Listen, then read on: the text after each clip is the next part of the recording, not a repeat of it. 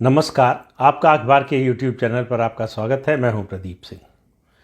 Maharashtra ATS ने 2 फरवरी को इसी साल 2 फरवरी को चार्जशीट फाइल की पीएफआई के 5 पदाधिकारियों के खिलाफ।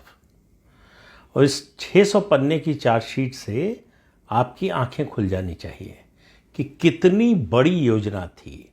ये जो क्रैकडाउन हुआ पीएफआई पर, अगर वो नहीं होता तो इस देश में कुछ भी हो सकता था। इस देश को 2047 तक, यानी आज़ादी मिलने के जब 100 साल पूरे होने थे, तब तक इसको इस्लामी देश बनाना था।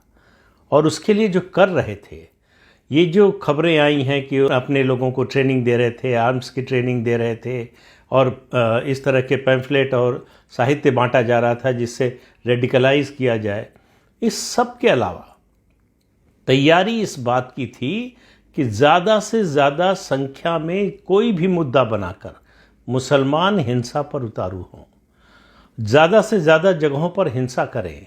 वो सरकार का कोई कार्यक्रम हो, कोई नीति हो, उसके खिलाफ सड़क पर उतरें और उसके बाद पुलिस से सीधा कन्फ्रंटेशन, पुलिस पर हमला करें।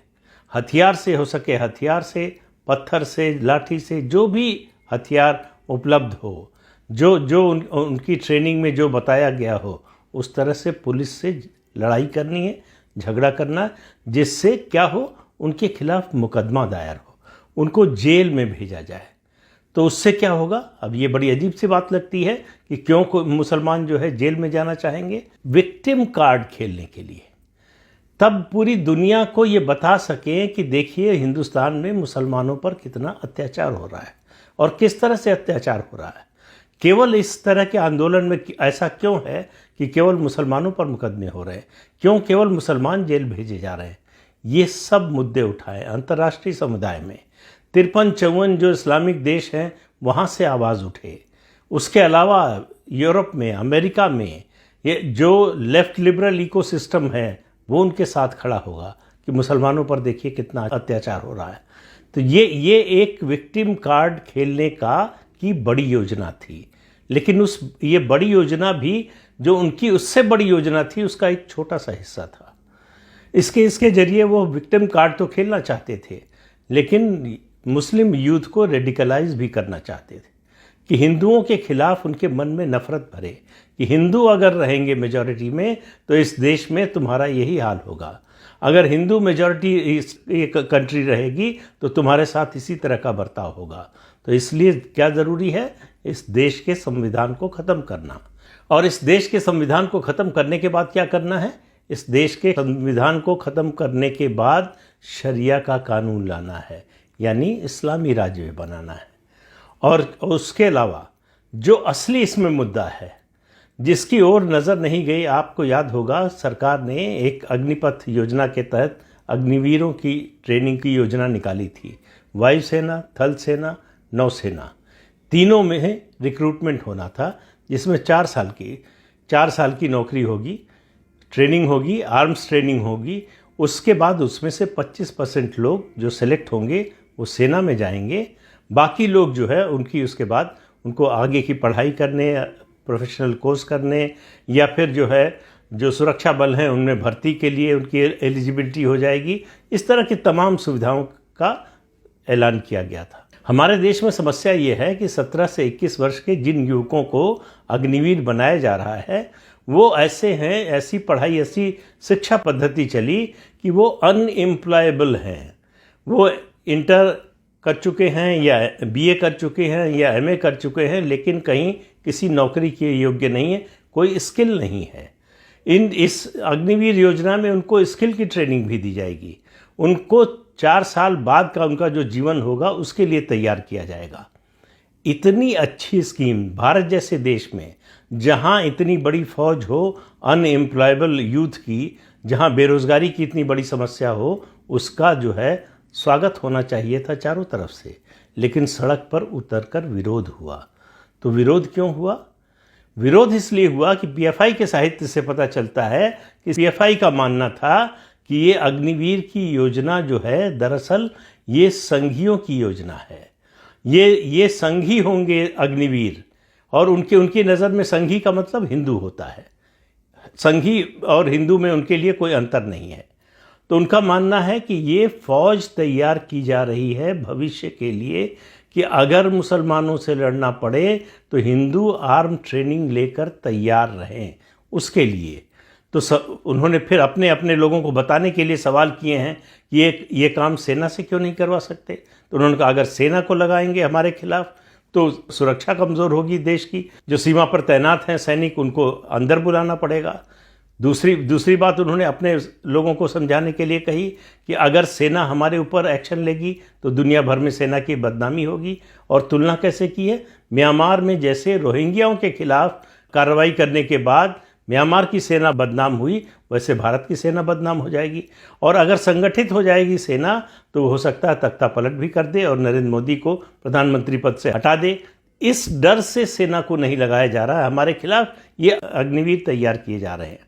तो इनका विरोध करना है। अब ये जो योजना पर काम कर रहे थे, ये तो इनकी योजना थी 2047 तक भारत को इस्लामी देश बनाना है। इनकी योजना थी कि भारत में हिंदुओं के खिलाफ नफरत फैलाना है। इनकी योजना थी कि युवा मुसलमानों में ये बात भर देना है, उनके मन में ये बिठा देना है कि हिंदुओं के साथ तुम नहीं रह सकते, हिंदू तुम्हारा भला नहीं चाहते। ये तो इनकी योजना थी, इन आतंकवादियों की योजना थी।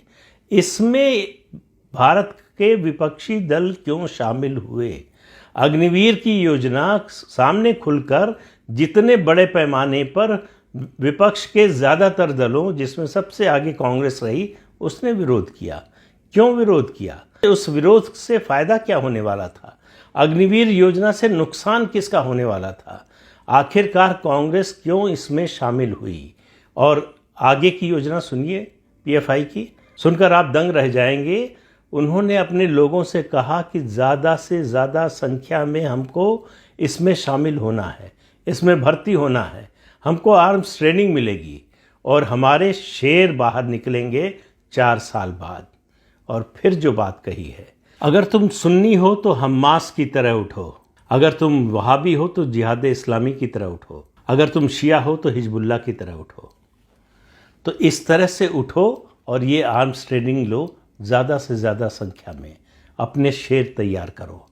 भविष्य की योजना को, ये 2047 का जो प्रोजेक्ट है उसको पूरा करने के लिए, उसके साथ साथ इस बात पर भी लगातार जोर दिया गया, जो चार्जशीट में लिखी गई है, बातें कही गई हैं, अदालत में पेश हुई है, चार्जेस फ्रेम होने जा रहे हैं, उसमें ये कहा गया है कि अपनी भारतीय पहचान मिटाने की कोशिश करो।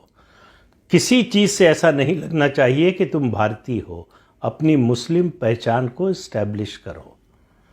इतना बड़ा षड्यंत्र देश के खिलाफ चल रहा था, इन आतंकवादी संगठनों द्वारा चलाया जा रहा था। उसमें देश के अगर नेता उनकी योजना में सीधे रहे हों, परोक्ष रूप से रहे हों, उनकी मदद क्यों कर रहे थे या उनके मददगार क्यों बन रहे थे, क्यों उनके मुद्दे को सड़क पर लेकर उतरने को तैयार हुए?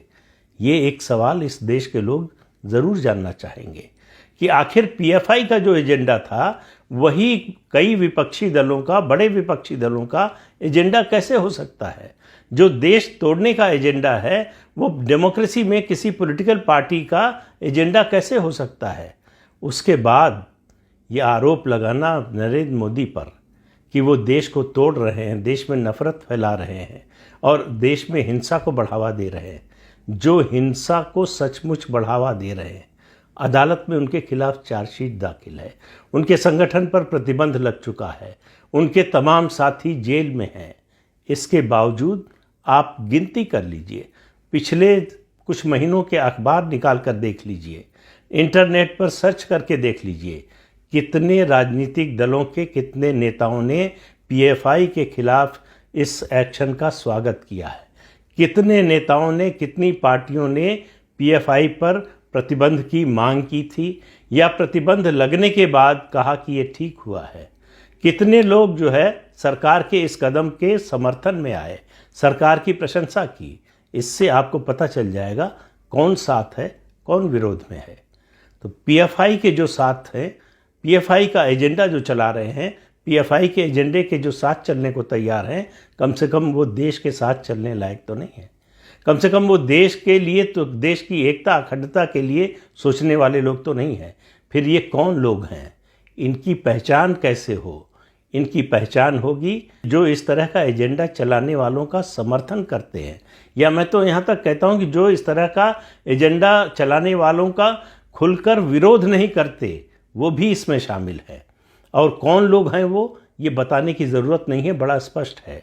उनको कोई झिझक नहीं है, कोई शर्म नहीं है, कोई हिचक नहीं है, कोई डर नहीं है कि अगर उनका नाम सामने आ रहा है, अगर उनके ऊपर से पर्दा हट रहा है, अगर वो एक्सपोज हो रहे हैं, तो इससे उनको कोई डर नहीं है। ऐसा क्यों है? सिर्फ एक कारण है, कोई किसी तरह कोई तरीका अपनाओ, कुछ भी करो, किसी का भी साथ लो, किसी का भी साथ दो, किसी तरह से नरेंद्र मोदी को हटाओ। और ये जब तक इस देश की सुरक्षा एजेंसियां चाक चौबंद हैं, जब तक इस देश की इंटेलिजेंस काम कर रही है, जब तक इस देश में ये सरकार चल रही है, तब तक तो मुझे लगता नहीं कि ऐसा कुछ होने वाला है। लेकिन जो प्रयास किए जा रहे हैं, ये मामला यहीं तक नहीं है, ये विदेशों तक फैला हुआ है। ये अभी प्रोफेसर राजीव मल्होत्रा ने एक ट्वीट किया है, उसमें बताया है कि हार्वर्ड में एक सम्मेलन होने जा रहा है। एक दूसरा टूल किट कह लें या दूसरा प्रोजेक्ट कह लें, एजेंडा कह लें, वो ये है कि किसी तरह से दलितों को हिंदुओं से अलग करो, दलितों को मुसलमानों से जोड़ो। ये बहुत बड़ा प्रोजेक्ट चल रहा है। तो भारत के 75 साल होने पर अमृत काल में कोई पॉजिटिव बात नहीं, एक नेगेटिव बात की आकलन होगा भारत का कि 75 साल में जाति व्यवस्था के बारे में इस देश ने क्या किया, कहाँ प्रगति की, और ख़ास तौर से दलितों की क्या स्थिति है। तो दलितों पर ये प्रोजेक्ट पिछले कई दशकों से चल रहा है, किस तरह से उनको अलग किया जाए। इसलिए आप देखेंगे जितने मुस्लिम संगठन हैं, पीएफआई की ही बात नहीं कर रहा हूँ, जो पॉलिटिकल ऑर्गेनाइजेशंस हैं, जो राजनीति में हैं, उनके भी आप उनके नेताओं के भाषण सुनिए, बयान सुनिए, उसमें हमेशा वो मुसलमान और दलित और उसके बाद हिंदू बोलते हैं। वो कभी हिंदुओं में दलितों को शामिल करके बोलते ही नहीं हैं, दोनों को हमेशा अलग करके बोलने की कोशिश करते हैं। जय मीम जय भीम का नारा देने की कोशिश हुई, नाकाम हुआ। ओवैसी ने भी किया, कांशीराम ने भी एक समय किया था, मायावती ने भी कोशिश की, हर बार नाकाम हुए। लेकिन उनकी कोशिश जारी है और यही खतरे की घंटी है। ये जो कोशिश करने वाले हैं, इनकी हार लगातार होनी चाहिए, इतनी हार होनी चाहिए कि इनमें ये करने का मादा भी न बचे, ये करने की हिम्मत भी न बचे। तब तक इनका विरोध होना चाहिए, तब तक इनके खिलाफ आवाज़ उठनी चाहिए। अगर ऐसा नहीं होगा तो देश को इस्लामी राज्य की ओर ले जाने से रोकना बहुत कठिन हो जाएगा। तो आज के अंक में इतना ही, अगले अंक में फिर मिलेंगे किसी नए मुद्दे के साथ। तब तक के लिए अनुमति दीजिए। आपसे अनुरोध है कि चैनल देखिए, शेयर कीजिए, लाइक कीजिए और सब्सक्राइब जरूर कीजिए। नमस्कार।